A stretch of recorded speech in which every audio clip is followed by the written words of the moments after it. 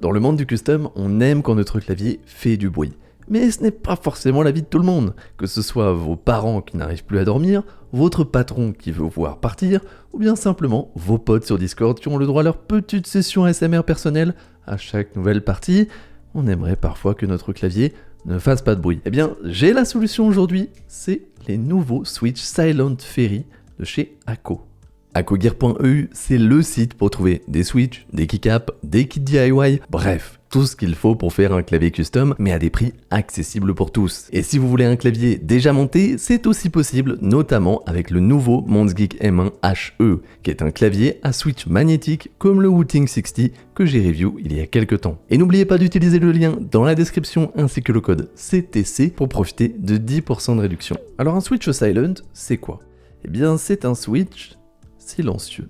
Pas grand chose à dire de plus. Si jamais vous voulez le côté technique, il y a en fait des petits bouts de silicone au bout des rails du stem, ce qui atténue le choc à chaque pression. Mais attention, ça ne veut pas dire que tous les switches silent sont égaux, et c'est ce que je vais essayer de vous montrer dans cette vidéo en les comparant aux silent Alpaca, qui sont à ma connaissance les switches silent les plus recommandés aujourd'hui, et j'en ai personnellement depuis quelques mois. Et en fait, j'ai toujours eu un souci avec mes Alpaca, c'est qu'évidemment, ils sont plus silencieux qu'un switch normal, mais ils ont quand même beaucoup de bruits parasites, que ce soit des frottements ou des bruits de ressort, il y a des petits bruits que j'entends et qui me dérangent. Je parle bien sûr des switches stock, sans lubrification à la main, ce qui pour certains va sembler normal, et je pourrais les lubrifier si j'en avais vraiment envie.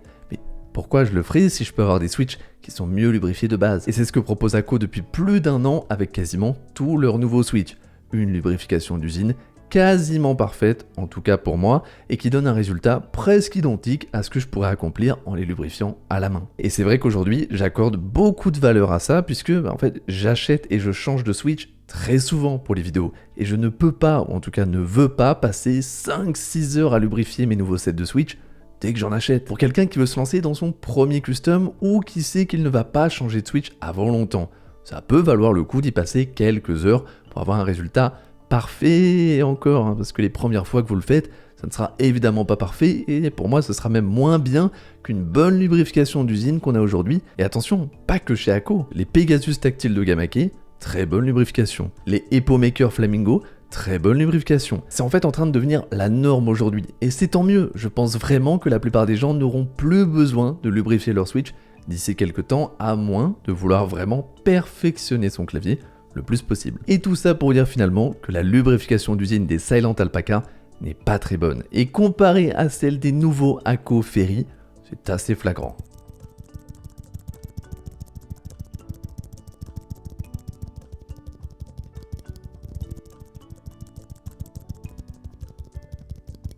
Pour ce qui est de la fabrication, ils ont un entourage en PA, j'imagine que c'est du polyamide même si c'est pas précisé, je pense. Le stem lui il est en pomme, ce qui est le cas de quasiment tous les switches. Je vous affiche maintenant le diagramme force en fonction du travel, qui permet en fait d'avoir un aperçu du comportement du switch. On peut notamment voir que le point d'opération se situe à environ 55 grammes et 2 mm, ce qui veut dire qu'il faut appliquer une force de 55 grammes pour faire avancer le stem de 2 mm, et donc activer la touche. On a ensuite le bottom out, qui est en fait la distance maximale que le stem peut parcourir, et elle se situe à 3,3 mm, et vous demandera environ 58 grammes de force pour y arriver. Le reset point, quant à lui, est le point où vous devez faire revenir le switch pour qu'il puisse être activé de nouveau.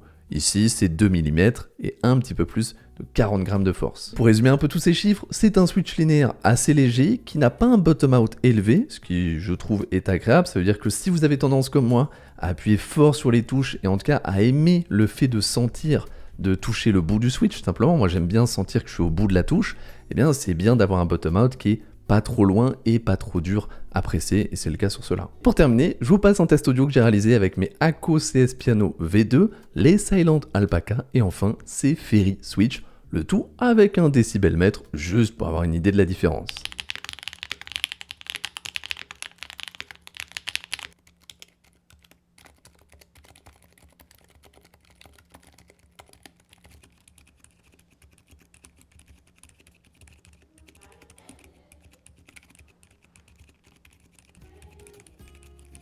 C'est finalement une vidéo assez courte, mais c'est normal, je vais pas passer 2 heures sur la review de Switch. Je voulais surtout vous parler des Switch Silent parce que je trouve qu'ils ne sont pas assez mis en avant, alors que pour beaucoup ça peut résoudre l'un des gros problèmes du custom, ce qui est qu'il fait trop de bruit. Je vous avoue que ça fait plus d'1 mois que j'utilise ces Switch Silent avec mon Razer Black Widow, et oui, je sais, désolé les commentaires, mais je ne suis pas vendu Razer, ça fait 1 mois que j'ai le clavier, 2 semaines que la vidéo est sortie, je continue de l'utiliser. Merci en tout cas d'avoir regardé cette vidéo, et je vous dis à la prochaine.